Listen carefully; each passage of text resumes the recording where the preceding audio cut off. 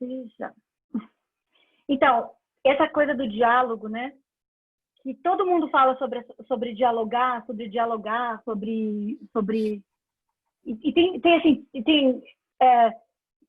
sei lá, gente que faz terapia para um melhor diálogo com a família, tudo mais. Mas aí você vai conversar com alguém e sai aquela máxima, né? Não, olha, eu falei, se você entendeu errado, o problema é seu, entendeu?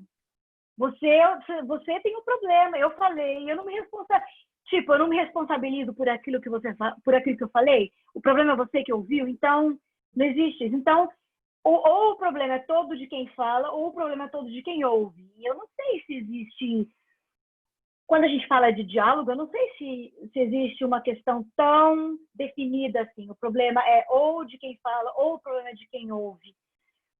Ou o problema é de todo mundo. E não assim o problema no sentido é você ter uma falha, mas é assim, quem toma responsabilidade sobre isso? É aquela história do restaurante que você estava falando, eu quero saber quem que é o responsável por aqui. Ah, não, a responsável foi embora. Você está servindo a mesa, mas ninguém é mais responsável por aquilo que está acontecendo ali. Uhum. E daí, por isso que eu fiquei pensando, por causa dessa história que aconteceu essa semana, que eu contei para vocês, que eu fiquei pensando, e aí? Então, quer dizer que a responsabilidade, a dor, sei lá, é só daquele que entendeu ou é só daquele que falou? Um tem que dizer é meia culpa e tudo certo. Como que vocês veem isso? Olha, eu não vou nem entrar no detalhe marido e mulher, hein? Porque aí também talvez a gente caia lá em algum momento. Talvez, mas... não, talvez. Acho que a gente vai tombar. Eu acho que em algum lugar a gente vai cair lá, né, gente? Mas é isso aí, pessoal. Estamos de volta, nosso segundo encontro, né? Do Leque de Loucuras, uma rodada feminina honesta, onde a gente vai conversar, né? E vamos tentar chegar em algum lugar com essas questões, esses dilemas da vida. Eu sou a Milena, hoje eu estou aqui em Bonito e vamos começar essa conversa. Vai lá, gente, bora se lá. apresenta. Vocês também, nós estamos ainda no... Manda ver. Vai lá, Sibeli, você está mais próxima da Milena. Eu ia falar que os da Suíça que tinha que falar primeiro. Eu sou a Sibeli, que bacana a gente poder conversar hoje, né? Vamos ver se a gente consegue fazer um diálogo de acordo com o que a gente acredita que seja um diálogo, né? Como diria Paulo Freire, a tal da coerência, vamos ver se a gente consegue, né? Estou aqui em Dourados, no Mato Grosso do Sul, perto de Bonito, né? E bora conversar. E eu sou a Maísa, Tota, eu vou me apresentar sempre como Tota, tá bom? Porque Maísa é um negócio que não dá. Então, eu sou de Campo Grande, mas eu moro hoje em dia na Suíça. A gente se conheceu em Campo Grande, nós três. Nossa história remonta às épocas campograndenses, né, Sibeli e Milena? E eu moro hoje em dia perto de Zurique, na Suíça, e daqui a gente está se falando hoje. E acho que eu também espero que a gente consiga, na prática, ver como é que é esse de diálogo, né? Porque esse negócio que está assim na minha cabeça. Pois é, eu fui dar uma pesquisada a respeito dessa questão, porque eu sou a louca de etimologia. Eu acho muito legal esse negócio de etimologia. Eu adoro saber de onde a palavra veio, o que ela significava originalmente e tal. Aí, diálogo é um negócio que a gente já porque tem o di na palavra, né? Daí a gente já entende que é dois, e logos é palavra, então é a palavra entre duas pessoas, mas não é bem assim. O prefixo não é di, o prefixo é dia. E o prefixo dia, ele quer dizer através, por meio de. Tá? Uhum. E aí logos realmente ela significa palavra, né? Então, a palavra diálogo quer dizer, originalmente, por meio de conversa. A questão é o quão é difícil a gente chegar nesse por meio. Eu acho que talvez esse canal é o tchan da coisa, né? Ok. A gente tem a teoria da comunicação para o diálogo, então, assim, o diálogo ele vai sempre permear uma relação de feedback, e isso eu acho uma coisa super importante, né? Porque é por meio da palavra, mas precisa ter um retorno. porque senão não vira diálogo, vira monólogo. Aí monólogo é outra coisa. Monólogo, o outro não precisa me entender, né? Eu posso só falar, monólogo foi o que eu fiz aqui, né? Só para situar o pessoal que vai vendo, eu estou viajando, é a primeira vez que eu viajo, né, durante essa pandemia, e eu fui tomar café da manhã e eu vi que no café da manhã eles não tinham nem um pouquinho assim de alguma medida de higiene, e aquilo me deixou muito brava. Eu não consegui tomar o café da manhã, eu tô com fome, então assim, você ter fome e não poder comer também não é uma combinação legal. O É muito cérebro da gente legal. não gosta muito de ter fome, ver a comida e não poder comer. Isso daí não dá muito certo, assim, ativa o nosso sistema límbico, não funciona. E aí eu fui procurar um encarregado, porque eu queria alguma providência, né? E a gente estava falando como essa questão que a Tota falou agora, como que daí, assim, na hora que o bicho pega, nunca tem ninguém encarregado, nunca tem ninguém responsável, né? E aí, assim, aí o negócio remonta, né? Fica maior, porque a indignação sobe, você não tem para quem falar, você não tem o que fazer, e aí mas enfim, dessa vez, graças a Deus, acho que eu tinha acabado de acordar, então o cérebro descansado faz maravilha na vida da gente, né? Meu córtex pré-frontal deu conta de falar, minha filha, é o seguinte, volta lá pro seu quartinho, toma sua aguinha, que tá tudo bem. Daqui a pouco, né, vai conversar com suas amigas, aumenta as endorfinas da vida, a gente fica mais feliz, né? Então, daqui a pouco tudo vai melhorar. E aí, começamos, então, sobre essa questão do diálogo, né? Que é por meio da palavra, né?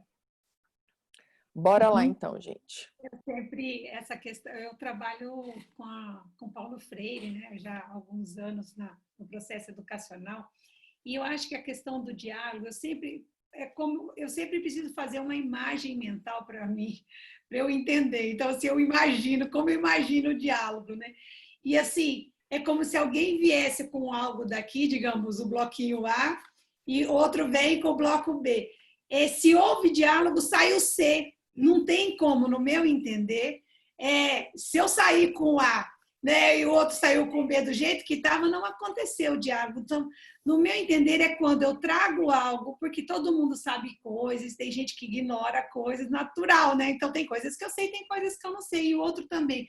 Quando a gente vem nesse processo verdadeiro de diálogo, coisas mudam do que estava antes. Olha, eu não tinha pensado nisso, eu posso nem concordar, mas eu não tinha pensado nessa perspectiva.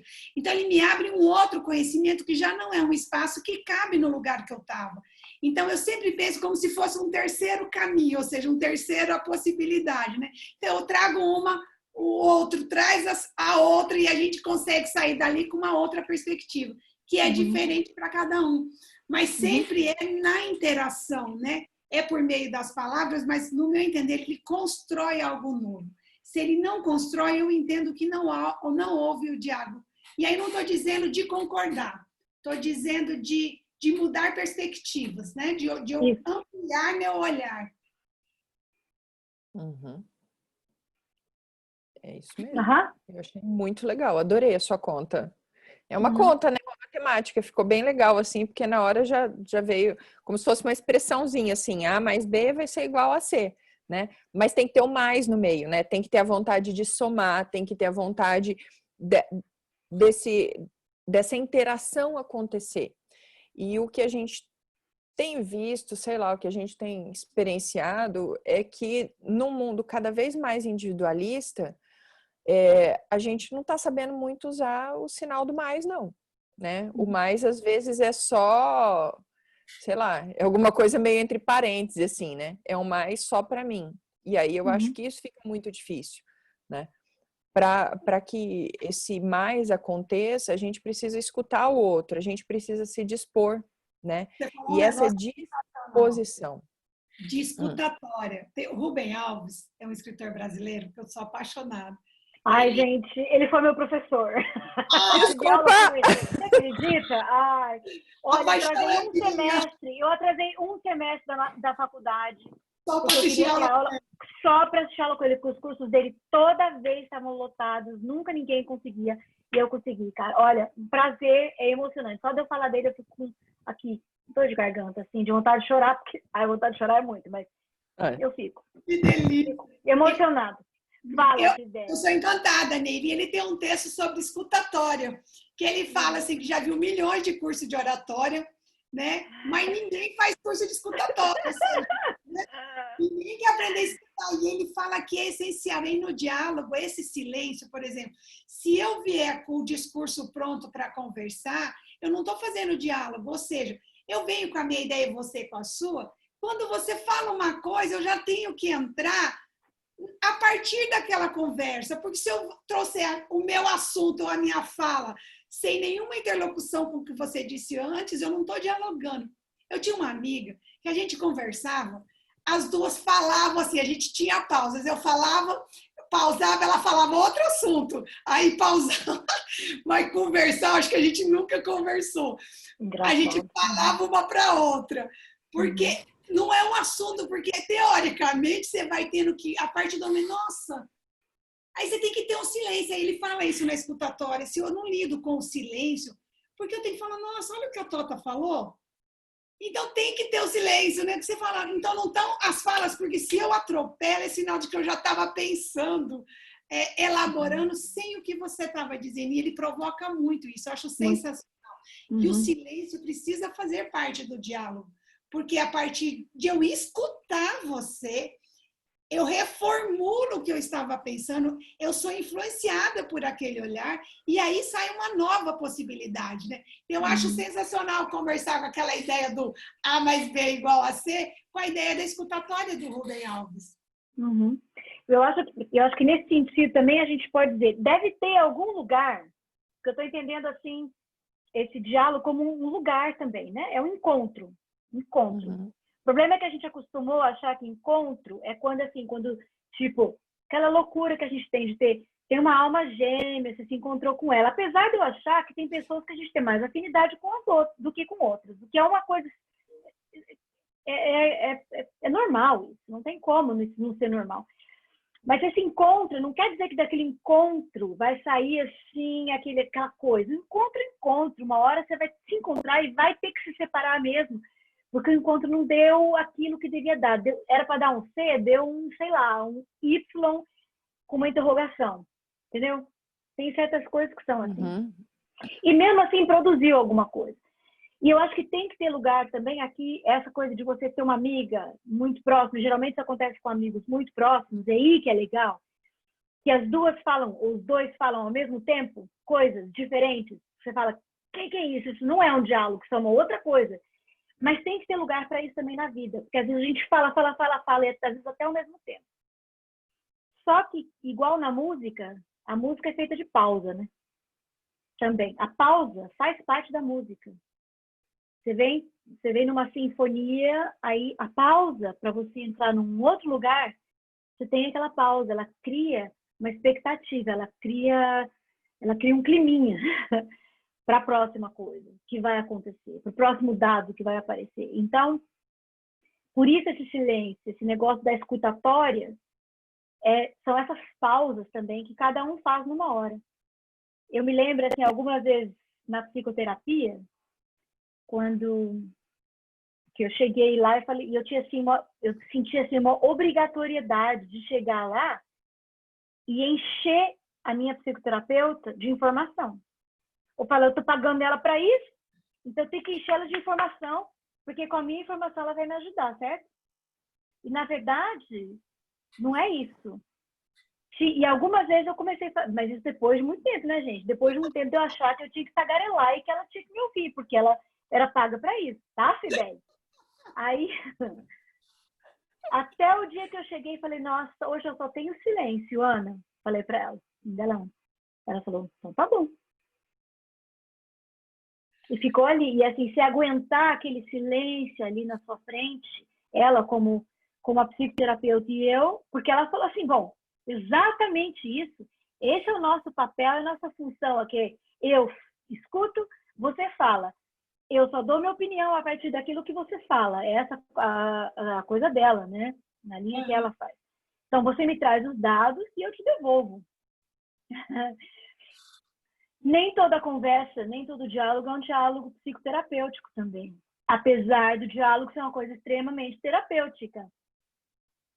Mas nem tudo é psicoterapêutico e nem tudo é terapêutico. Eu sou um pouco contra isso, de achar assim, que todas as coisas que te fazem bem são terapêuticas. Não é assim. A psicoterapia está aí para mostrar para gente que às vezes você sai de lá destruído, assim, destruído. Estou dizendo assim, é uma metáfora, mas você sai de lá assim, cheia, você sai de lá grávida de um monte de coisas.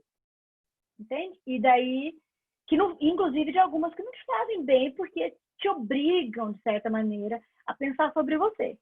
Eu não estou dizendo que toda vez é assim, viu? Porque se fosse toda vez assim, ia ser barra. Não dá para aguentar, né?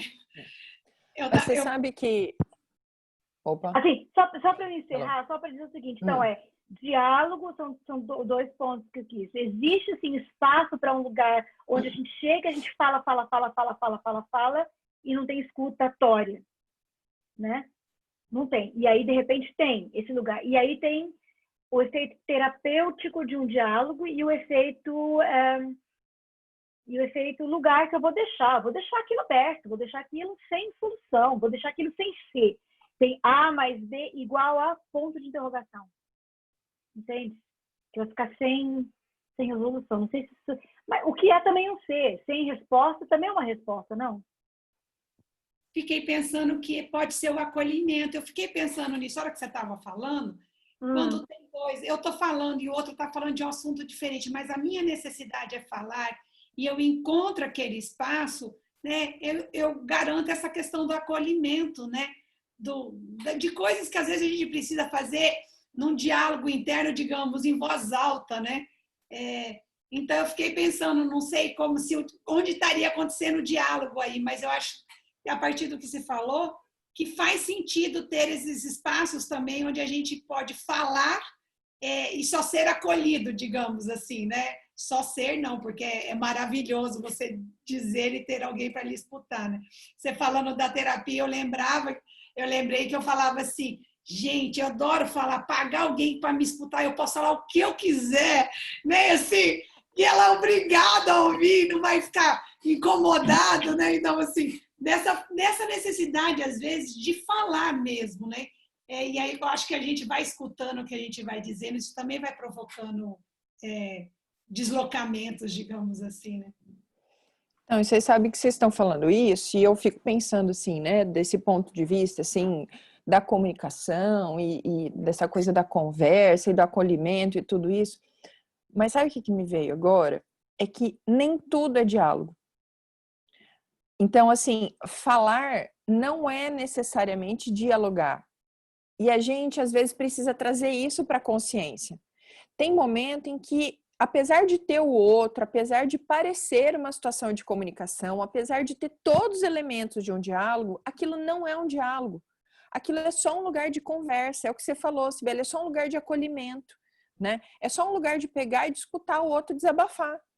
Então, tem toda a cara, só que não é diálogo. E às vezes eu acho que a gente tem que trazer meio que para a consciência essa questão do que eu tô querendo naquele momento, o que eu tô querendo comunicar. Porque, assim, eu de verdade, eu acho que não existe outro problema entre os seres humanos que não seja esse problema de comunicação.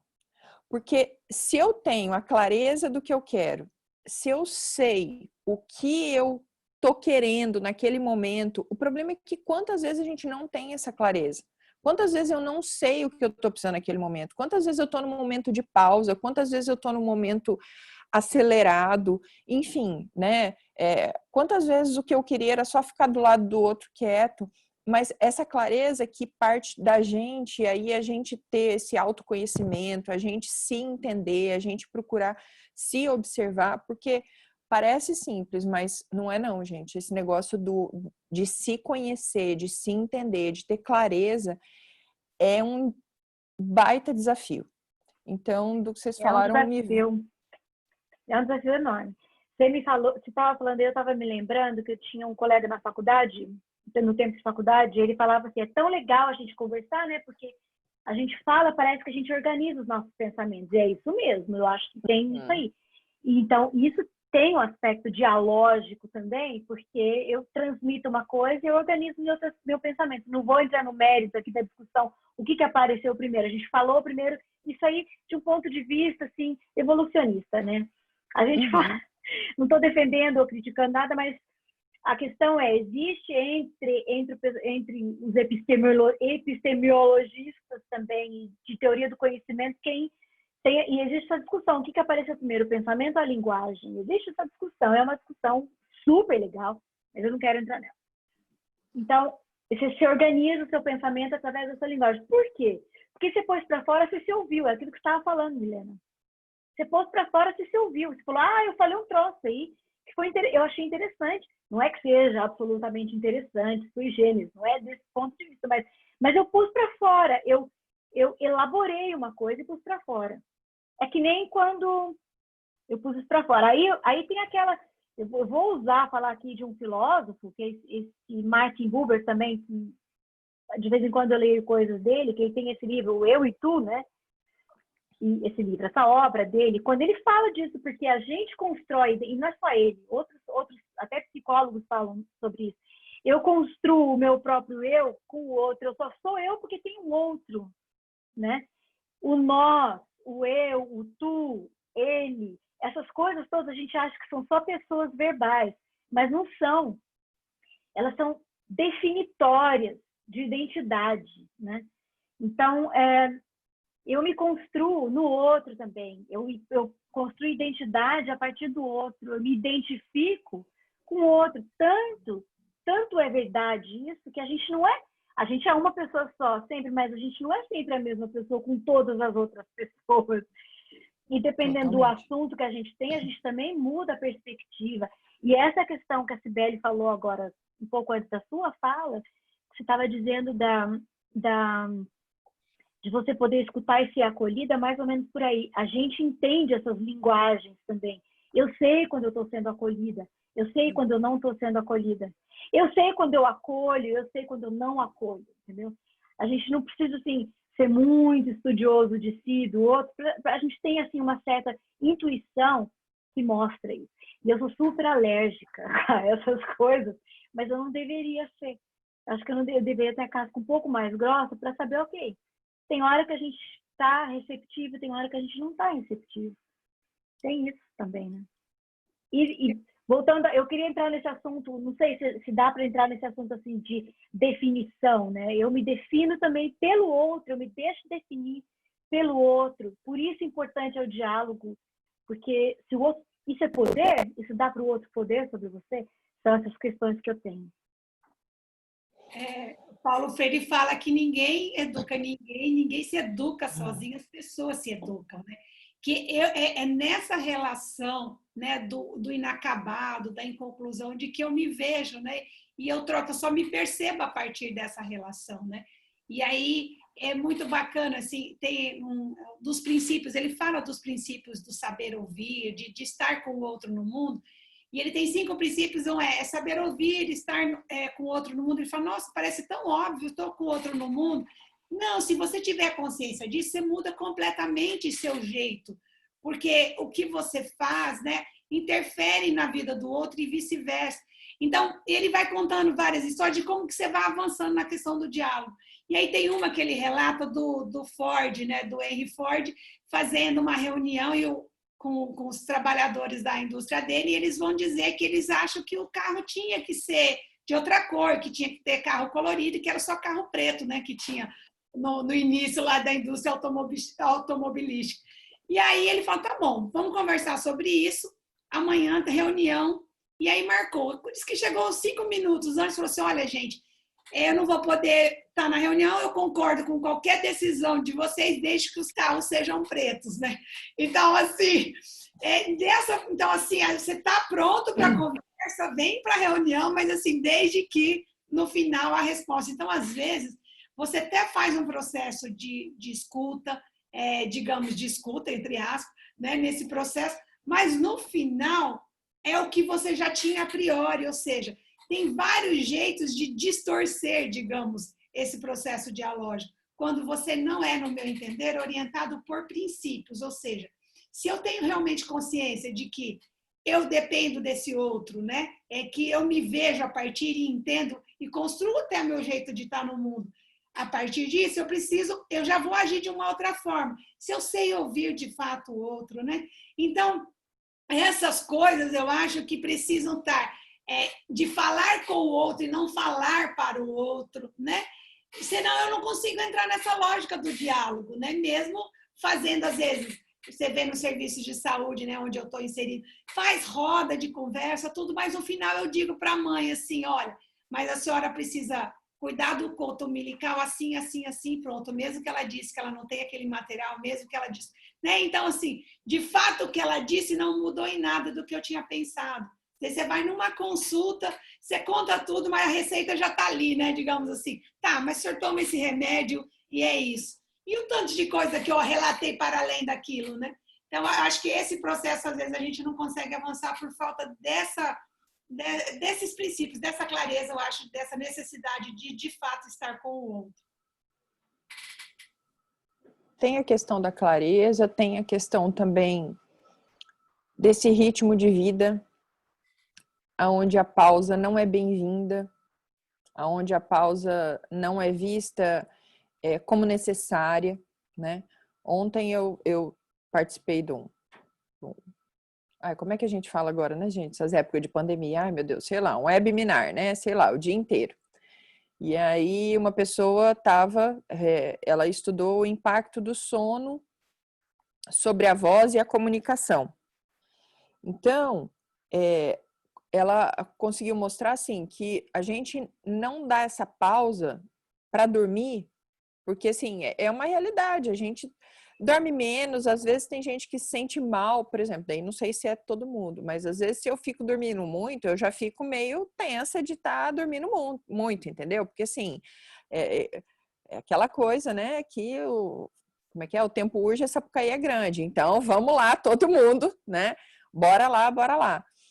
E essa coisa da pausa, gente, ela tem uma função de organização, de poder dar tempo para o outro, porque é isso que você falou, né? Às vezes a gente está lá fingindo que está numa roda de conversa, escutando, né? Só que, na verdade, você não escutou nada, você só fingiu que é aquela coisa do diálogo, né? Tem toda a cara de ser, mas não é um diálogo, entendeu? É uma roda de conversa, tem toda a cara de ser, mas não é uma roda de conversa, porque no final não mudou nada o que a pessoa falou. Então, assim, se não tem essa interação, né, que a Cibele falou e a Tota também estava falando, da questão da gente se construir no outro, a partir dessa perspectiva do outro também, talvez esse seja um indicativo de que a gente não está num caminho de diálogo. Talvez quando a gente veja que, assim, não, eu tenho um monte de Cs, um monte de coisa que eu não posso, que eu não estou disposta a mudar, ou se com quem eu estou conversando, porque às vezes acontece também da gente estar querendo dialogar com o outro e, na verdade, o outro não está disposto a dialogar com a gente, né? Então, aquilo, assim, já traz para a gente uma clareza também, tá? O outro não está afim, né? O outro não vai se dissuadir daquilo. Então, talvez não seja esse o momento. Talvez seja melhor a gente dar uma pausa. Eu acho que, às vezes, não sei o que vocês acham disso, assim, às vezes eu tenho uma desconfiança de que a gente acha que só o fato de a gente ser humano e saber falar, a gente já sabe conversar, comunicar, dialogar. Então, assim, como se fosse algo nato, né? Natural. Uhum. E não me parece que a gente tenha consciência de que é algo extremamente desafiador, né? Da base desse processo da relação humana, que precisa ser construído e pensado mesmo. Então, não sei o que vocês pensam sobre isso, mas às vezes as pessoas acham que, não, mas isso aí eu sei fazer, é só falar, né? Como se fosse algo, sendo que esse livro que é O Palhaço e o Psicanalista, um livro dessa grossura só sobre escuta. Porque isso me chocou. Por quê? Gente, escuta é só parar e ouvir, né? E assim, em uma frase dava para ter escrito um livro. Como que o cara me escreve 200 páginas disso, né? E aí, a hora que você lê o tanto de coisa que envolve numa escuta, você fala assim, não é possível, não é. Então, nesse sentido de, às vezes, a gente achar que é algo completamente simples, irrisório, não sei, sabe, insignificante, que é só parei, eu estava escutando. E a hora que você entende a profundidade e a complexidade do escutar, você fala, gente, acho que nunca me escutei na vida de fato, né? Olha, essa tomada de consciência de que eu acho que eu nunca escutei bem na vida é um negócio muito sério. Eu já fui pega assim em algumas situações desse jeito.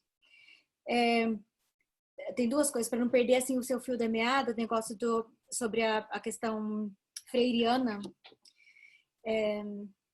Paulo Freire é também o precursor, é um cara que fala de um negócio chamado pedagogia da transformação, pedagogia transformadora. Quer dizer, ele é tão coerente com o negócio dele, tão coerente que assim, eu tô tomando consciência disso acho que muito tarde na vida. Eu gostava já dele, mas eu gostava dele e não sabia por quê, eu acho, do Paulo Freire. Porque é tão coerente, porque ele diz que se nesse encontro ali, se o próprio detentor do conhecimento, que no caso, que aliás ele até questiona essa coisa do professor ser o detentor do conhecimento, certo? Se nesse caso o cara não sai transformado ele mesmo, o dito detentor se ele entra nesse encontro com o aluno e não sai transformado, não teve encontro. Não teve encontro daquele jeito que a gente está falando, porque é possível não ter encontro mesmo, é possível. É uma coisa. Se não transforma, aconteceu uma outra coisa. Entendeu? Assim, existem várias relações. Eu não preciso ir lá comprar o pão de manhã e assim sair de lá transformada pela conversa que eu tive com o padeiro. Não estou menosprezando a pessoa do padeiro de jeito nenhum. Não é isso, mas é um outro setting, é um outro lugar, entendeu? Agora, se eu estou conversando com uma amiga, com um amigo, com o meu marido, com o meu filho, de algum jeito aquilo não transforma, então eu tenho que procurar, tenho que fechar aquela cena e abrir uma outra, um outro dia talvez, que talvez não esteja fluindo naquele dia. Eu fico pensando na questão da leitura, é a mesma coisa. A gente tem um monte de leitor, mas tem um monte de analfabeto funcional, certo? Porque a gente lê as coisas e a gente não se deixa transformar por elas também. E a gente escuta as pessoas e não deixa se transformar, ou seja, fazer efeito. Aquilo que o outro diz faz um efeito em mim, fez um efeito. Se esse meu colega depois de escutar essa conversa da gente aqui, eu achei engraçado, porque ele vai falar assim, caramba, esse é meu filho, gente. Hi, alemão. Como estamos aí, Nick? Ele não tá me escutando agora. Vocês? Tudo bem? Tudo jóia? Vai sair no YouTube, tá? Tá bom. Só pra você ver. Isso aí. Ó. Pede pro papai. Depois eu vou me trocar primeiro. Pede pro papai. Então tá bom. Tá bom? Então, Onde nós estávamos? de quem vocês estão falando? Depois Nós estávamos na leitura. Sobre essa Diálogo questão da leitura. Transformação, né, na leitura. Foi o diálogo, foi a leitura, mas só uma coisinha rapidinho, acho tão legal, porque essa coisa do tempo para tudo na vida, né? A gente esquece essa questão dessas estações, né? Entendo, não é menosprezo ao padeiro, de jeito nenhum. Até, inclusive, tem um monte de conversa que a gente tem com um amigo, com o marido, com o filho, que são momentos em que não são definidores da sua vida, né? Não são, mas fazem parte. Isso, desculpa, Mica, eu te cortei. Não? Que tem horas, tem certas interações que acontecem que elas são curtas e também não quer dizer o tamanho delas nem nada. Eu acho que pois eu estava falando se esse meu colega ouvir essa nossa conversa aqui, ele vai dizer, nossa, como assim isso agora? Porque eu acho que tem essa coisa do small talk, que é um negócio que a gente pode fazer o tempo todo. E a gente faz, e não tem problema. E tem small talk que te acende a luz, assim, que te dá um insight, você fala, ah, foi aquilo. Mas eu fiquei meio inimiga de small talk, porque, assim, não é que eu seja completamente incompetente socialmente. Eu acho que eu sou, até eu consigo fazer small talk.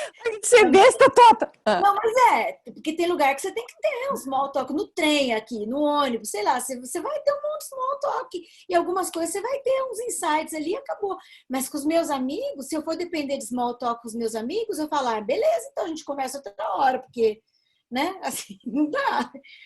Agora, o que eu acho também é que a gente se perde, eu perdi até assim um pouco o fio da meada, a gente se perde mesmo. Na hora que o Yannick chegou, eu estava pronto para falar isso. E aí,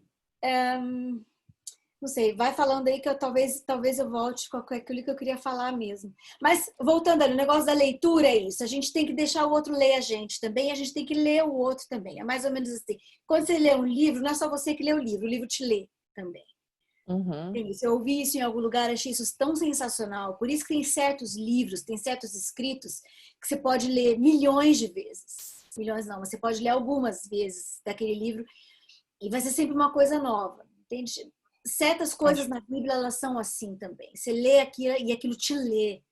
Você deixa aquilo, uma poesia, às vezes é isso. Você lê Manuel de Barros, que eu adoro, e às vezes eu leio uma coisa dele milhões de vezes. Eu falo milhões, mas não é milhões, é a intensidade da pessoa. E aí eu lembrei do que eu ia falar. É que essa intensidade, assim, que às vezes eu tenho que controlar. Mas aquilo me lê também. Por isso que eu acho tão interessante, né? Quer dizer assim, quando eu cheguei aqui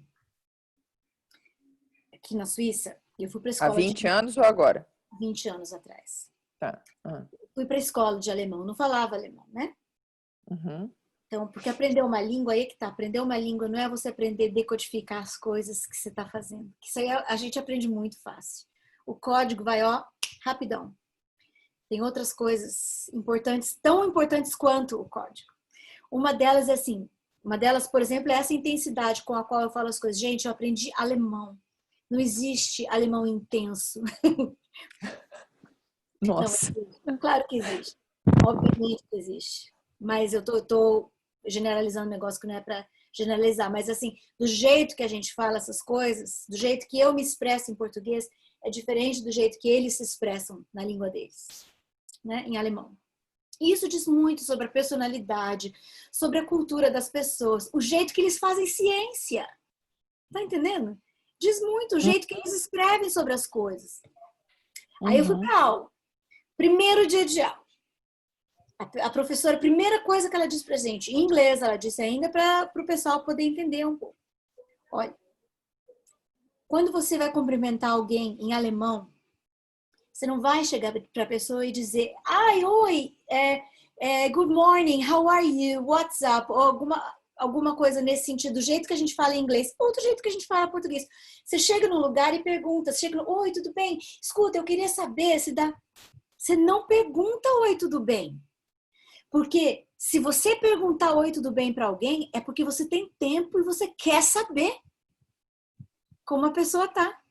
Em alemão, a gente não vai perguntando de cara. Hoje em dia talvez tenha mudado um pouco, tem 20 anos, tem muito como é que chama isso? Eu não sei nem a palavra de jeito, mas tem muito anglicismo.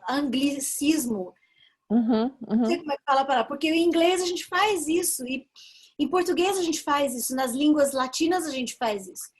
Mas ela falou há 20 anos atrás, ela disse isso, não, você não chega num lugar perguntando como a pessoa tá. Oi, tudo bem? Escuta, eu queria desse cardápio aqui. Você não pergunta. Porque se você faz essa pergunta, você quer saber como a pessoa tá. Aquilo me acendeu uma luz na cabeça. Eu disse, opa, eu sou a primeira que pergunta. Tudo bem e tal. Esse nosso jeito, né, brasileiro de perguntar as coisas. Isso não é mal educado na nossa cultura. Nunca foi mal educado. Pelo contrário, você faz isso naturalmente, é um jeito de você expressar, inclusive, empatia. Não. Aí eu falei, mas tem razão. Quando eu pergunto, isso aí eu tenho que aprender com isso. Quando eu pergunto para alguém, como é que você tá? Tem uma coisa disso, eu estou pressupondo, ou a pessoa pressupõe que talvez eu tenha tempo para ouvir. Porque a gente tem, inclusive, uma piada em português, é aquele cara chato, que pergunta como você tá, e o cara chato vai dizer, ou não é o cara chato. Alguém pergunta como você tá, e o chato vai te responder. Ele senta e diz exatamente como ele está se sentindo. Esse é o chato, entendeu? E aí, isso me deu muito para pensar, para dizer, ok, então aqui eu tenho que prestar mais atenção. Pois é, você está falando que não tem small talk no alemão. Não, até tem. Não é que não tem small talk, desculpa, me expressei errado. Você está falando sobre essa questão da intensidade, né, que você sentiu falta, assim, desses recursos de expressividade, de uma intensidade e tudo, mas quando a gente vai olhar a intensidade é maior, talvez, né? Porque, assim, ou você não tem, é como do que você tá me falando, que eu tô entendendo, é tipo assim, não tem esse fingimento de que eu sou legal, entende? Tem menos. Você vai direto ao ponto, né? Mas, assim, se você realmente perguntar, você vai trazer mais. Não, se eu tô perguntando é porque realmente eu quero saber. Então, daí, acho que daí a gente chega, né, nessa profundidade da ciência alemã, né, da filosofia alemã e tal, né? Mas tem uma diferença, talvez, entre a intensidade das coisas e a profundidade. Porque talvez eu seja super intensa, mas não seja profunda, tá entendendo? Não é? Então, enfim, sei lá, eu falei pra caramba agora. O que vem mais na minha cabeça, assim, gente, é aquela parte do Eclesiastes, né? Que há tempo para tudo nessa vida, né? E que a gente precisa estar atento para essa questão das estações que a gente vai atravessando, né, na vida, assim. Não tem tempo só de frutificar, né? Tem tempo de plantar, tem tempo de esperar crescer, né? Tem tempo de dançar, tem tempo de rir, tem tempo de chorar também. E a gente tem a gente não gosta muito do que traz dor pra gente, então a gente tende a ignorar pausas, lágrimas, dores, e isso a gente tem que fazer um movimento de acolhimento dessas questões também, porque elas fazem a gente ser inteiro. Acho que é isso. Eu estava pensando no que a Tota falou, eu acho que algumas coisas têm a ver com a nossa postura no mundo, assim. Se eu, de fato, estou aberto para um diálogo, eu preciso mudar isso o tempo todo, ou seja, eu quando vou conversar, sei lá, ou com meu filho, ou com o padeiro, eu de fato, quando eu perguntar, oi, tudo bem? Eu de fato tenho que estar pronta para ler isso, para ver se ele está bem ou não. Ou seja, eu acho que não tem como a gente conseguir avançar para um diálogo se isso não faz parte do meu jeito de estar. Sei lá, se com meu filho, quando ele pergunta, mãe, por que o céu é azul? Ah, porque é, né? Eu teria que perguntar para ele, filho, por que você está perguntando isso? Eu preciso saber o que o move, para eu entender o que, né? Então, assim, porque às vezes a gente dá as respostas sem nem entender as perguntas, né? Digamos assim. Então, eu acho que o desafio é essa postura, ou seja, se eu de fato estou aberta para esse encontro com o outro. E aí, eu preciso estar aberta todo o tempo. E aí, eu acho que quando você traz essa questão do oi, tudo bem, e eu de fato ter esse tempo para isso, me mostra a profundidade, a grandeza disso, porque a gente não pode, às vezes, tratar as palavras de forma leviana, né? Então, assim, oi, como você está, né? Eu lembro que eu fui, quando eu estava grávida do meu filhote, eu fui fazer a consulta, já era o quarto médico que eu ia, uma me chamou de Elizabeth, eu falei, vixe, não sabe nem meu nome, volto nada, né? Aí, quando eu fui, né, ele falou assim, aí, quais são seus medos, né? Eu falei, o senhor está perguntando por educação ou quer saber mesmo, né? Aí ele jogou o corpo atrás, quero saber, pode me contar. Eu falei, meu Deus, deixa eu te falar. E listei, né, um catatal de medos.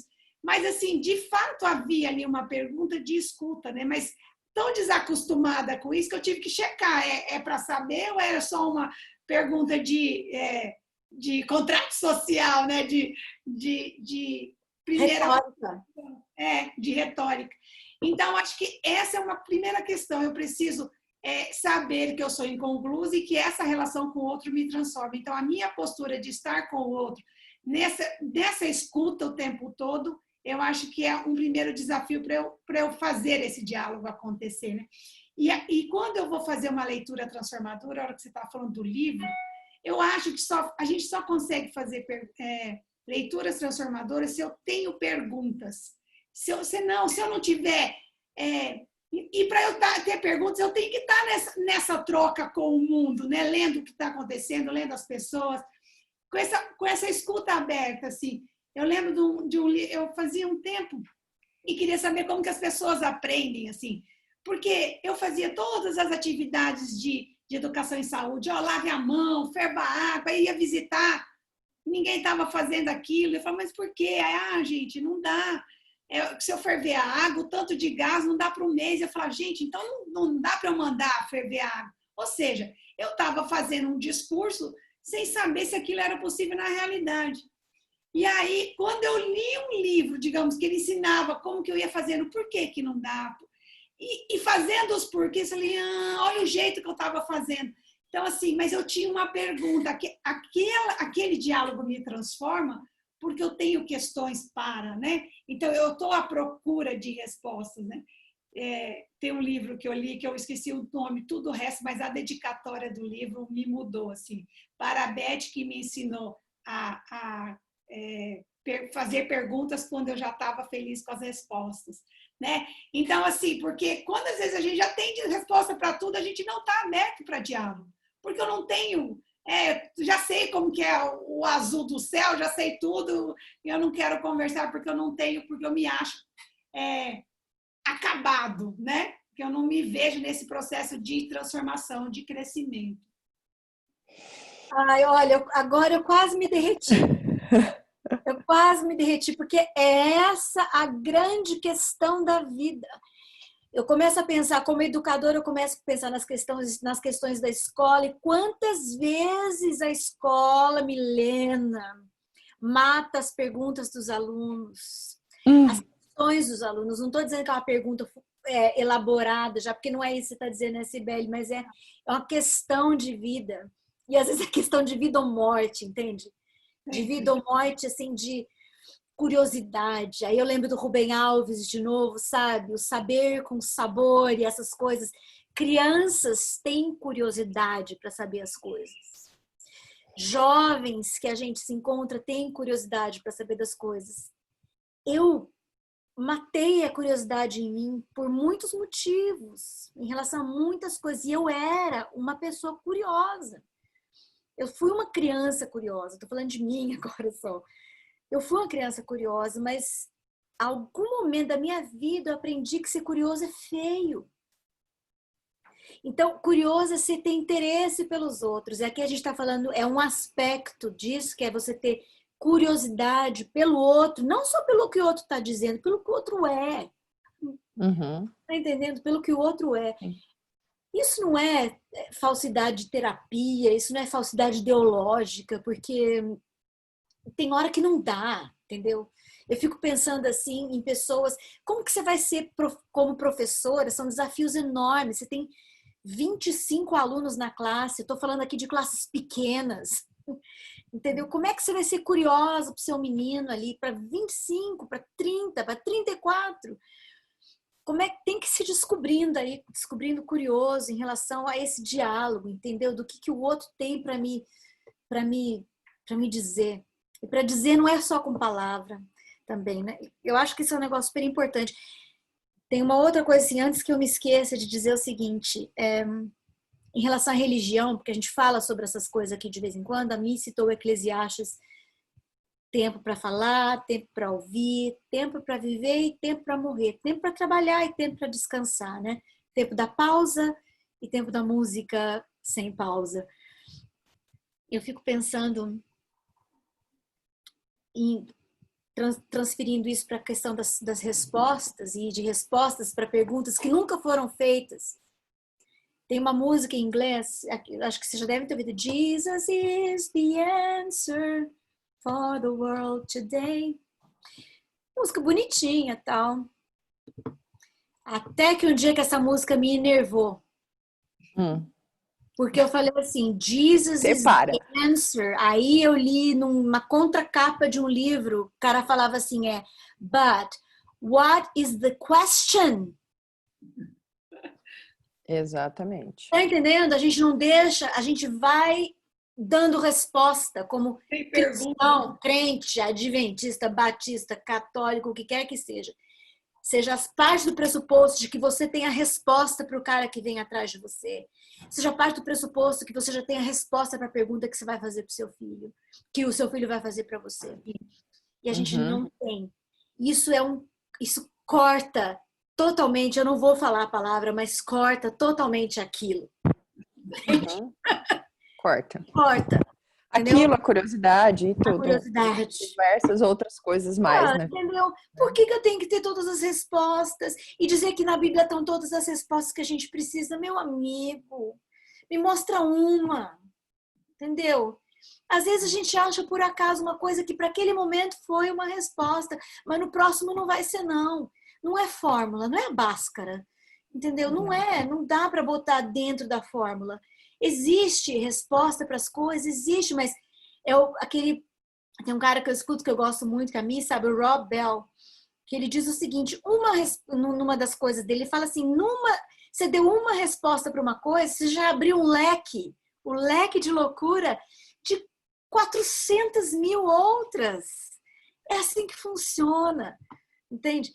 Então, aí tem elementos do diálogo também, porque na hora que a gente entende, que a gente pensou que entendeu um negócio, já abriu um leque para outro milhão de coisas.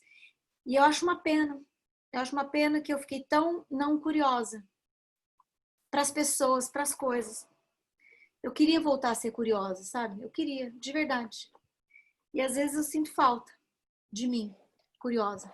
Acho que nós estamos num movimento, então, eu sempre te achei super curiosa. Aliás, vocês duas, para mim, sempre foram assim, né? Eu já falei o tanto que vocês mudaram a minha vida, né? O tanto que, né, além de todo o afeto, de todo o acolhimento e tudo, mas eu acho assim, vocês duas têm uma fome, um apetite pelo saber. O negócio é que às vezes tem coisa que a vida vai mudando e a gente vai escondendo, mas eu acho que aqui é um lugar de recomeço de muita coisa também. Não Eu não acho vai me fazer chorar, ok? poder ter... Hã? Só não Que vai me é? fazer chorar. Mas eu acho que assim, eu tenho... Outra vez aqui eu já vou me encolhendo assim, falando que eu vou chorar. Eu acho que curiosa eu sou. Eu sempre fui muito curiosa, assim, eu acho... Para mim é um barato aprender as coisas, assim, eu amo aprender as coisas, assim, eu fico escutando vocês falarem, eu falo, gente, olha que legal, né, e assim, eu sou amiga de vocês tem, sei lá, mais de 20 anos, da Tota tem uns 25, da Cibele vai fazer uns, né, faz 18 anos que eu tô em Dourados, então é isso aí, eu conheci a Cibele chegando em Dourados, né, a Tota e a Cibele se conhecem, só para situar, gente, a Tota e a Cibele, elas se conhecem desde sempre, né, desde que vocês nasceram, Eu quase, acho, assim, mas né. assim, conhecer, essa é outra questão, né, Sibeli? É. A gente sabe quem é, a gente sabe de onde vem, a gente sabe onde vai colocar, mas conversar do jeito assim que é, eu sempre soube que ela era muito especial até por conta da Milena. E por conta de quem? Porque eu conhecia mais o Zildo, teu irmão. Assim, por causa das coisas lá na Central e tudo mais, né? E o Zildo é um cara super inteligente, super interessante. Assim, ele fala umas coisas, você fala, nossa, de onde tirou? E aí você faz esses pressupostos, assim, né? E aí com a Milena, que te conhecia, falava, cara, olha, não, Todd, é o fim da picada, Sibeli. Tem que conversar. Então, eu acho que a curiosidade eu não perdi. Eu acho que eu não quero, assim, a esperança a gente não pode perder, né? Sabe? De que a gente vai chegar. Eu acho que eu tava um pouco, não sei se desesperançada, assim, mas eu tenho muita fé nas coisas. Eu acho que aqui é um lugar onde a gente vai encontrar muitas coisas. É meio confuso no começo, né, gente? Porque essa tal dessa clareza é um trem pra gente ir, né, andando, o pensamento da gente, a gente vê, né? É super legal. Eu fico olhando assim, eu fico escutando vocês falarem e o negócio vai indo e parece a gente pensa 1 milhão de coisas assim. Mas que legal. O diálogo interno é outra coisa super, super que a gente poderia também falar, mas acho que agora a gente já está com um tempo bem avançado. Mas acho que de hoje ficou essa coisa da gente saber que tem coisa que tem cara, tem cheiro, tem gosto, mas não é, né? Então, tem cara, tem cheiro, tem gosto de diálogo, mas não é diálogo, né? Acho que ficou bem claro essa importância da gente desenvolver essa habilidade de escuta, né? E como a escuta traz para o outro esse acolhimento, né? E como a gente tem que se escutar também, né? Eu estava conversando com a minha psicóloga e ela falou um negócio que eu achei super interessante, falou sobre, assim, esse diálogo interno, sabe? Como que eu falo comigo mesmo, né? E eu percebi que a pessoa com quem eu mais sou ríspida, com quem eu mais sou grossa, com quem eu mais sou exigente, é comigo mesmo, né? Então, isso vai ficar para um outro dia, porque senão, gente, nós já estamos, né, um tempão aqui, o negócio não para. Mas, olha, muito legal, gente. Muito, muito legal, assim. É muito legal estar aqui nesse diálogo. É por isso que eu colo nela, em ti, em você, Milena. Porque você é um ser de esperança. Entendeu? Que bonitinho. Sério. Você vê coisas aonde eu só vejo lama. Não, gente. Sabe disso? É verdade isso.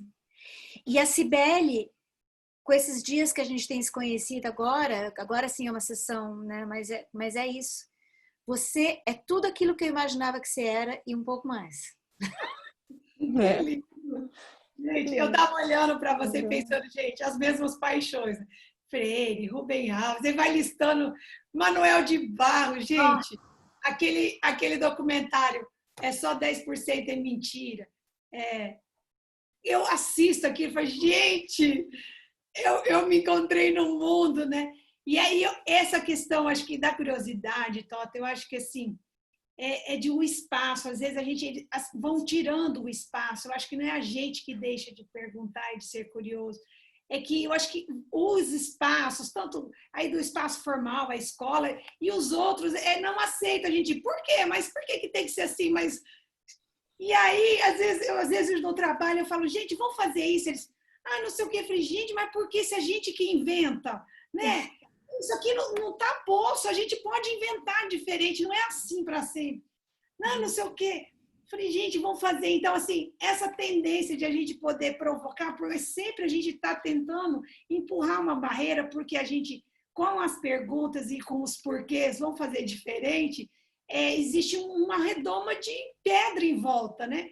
Porque isso foi construído, acho que para a gente não perguntar, mas acho que não é na gente que morre, né?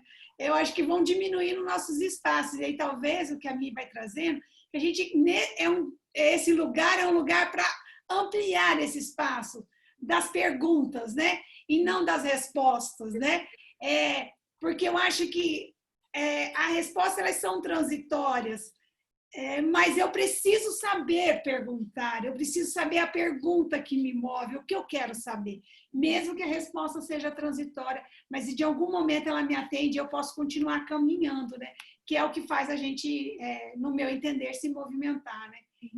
Por quê, né? Eu tenho que ter a pergunta, como você disse na música, né? Qual é a pergunta, né? Não é, né? Deus responde, mas qual que é a pergunta, né? E se ele existe uma resposta só para todas as coisas? A primeira coisa que não é isso, né? Eu acho que é isso mesmo. É desaprender, desaprender.